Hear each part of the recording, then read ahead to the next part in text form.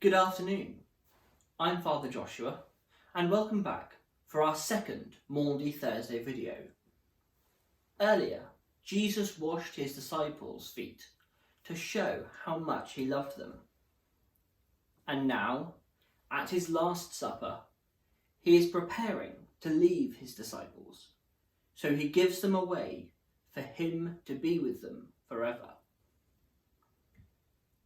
The teaching that I gave you is the same teaching I received from the Lord.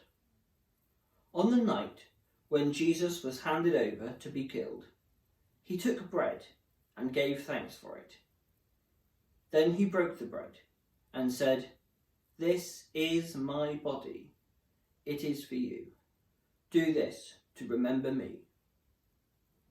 In the same way, after they ate, Jesus took the cup.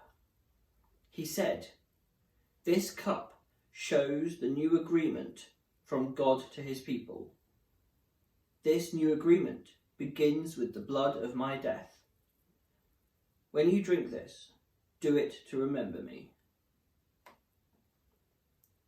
Jesus said that the bread that his disciples were eating was his body, and the wine they were drinking was his blood.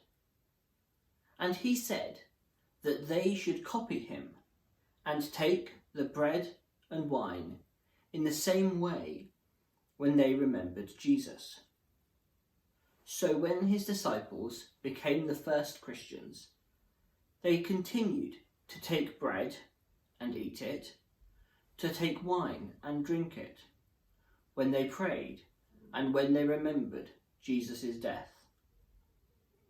And Christians still do this. When a priest such as myself takes bread to be Jesus' body, and when we take wine to be his blood. When we celebrate the Mass, Jesus is present in front of us, and there's no way to be closer to someone than the way Jesus is with us at the Mass. Just as he was so close to his disciples on the night of the Last Supper. So we're going to do a craft now to remind ourselves of this. This is a bit of a tricky one, so you might need a grown-up to help you. First of all, you'll need the template for today, which is in the video description. Over the cup of wine is the circular piece of bread. I want you to draw a face inside the bread. You're drawing the face of Jesus. You can make it big or small, but do it within the circle. So don't, for instance, draw ears on the side of the circle. And that's the face of Jesus. And then I want you to get another circle the same size as that piece of bread. Now, if like me, you're not very good at drawing circles, the easiest way is just to print off a second copy of the template and cut out the same circle, okay?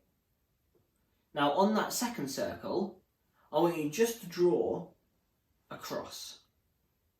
And then, with some sellotape, attach this new circle to the one with Jesus' face on at the top.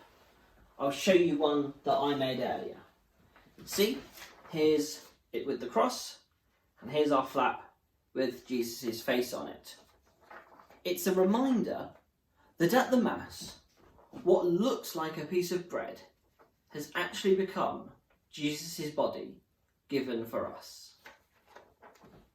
So, I think this is going to take a little while, so why don't you pause the video, do the craft, and come back afterwards. Okay. I hope you managed all to do that craft without too much difficulty. It's a bit trickier than the other ones we've done this week. Now this was a really happy evening for Jesus and his followers, and in fact for all his people, because it was the night that Jesus' people, the Jews, celebrated the freedom that God had given them when he took them out of Egypt many hundred of years before. But this happy evening ended very sadly. as it was the night that Jesus was arrested. Judas, who we heard agreed to betray Jesus, took the chief priests with some soldiers to a garden where Jesus was, and he was arrested. Tomorrow we'll hear the story of Good Friday, so make sure that we tune in tomorrow. Bye bye.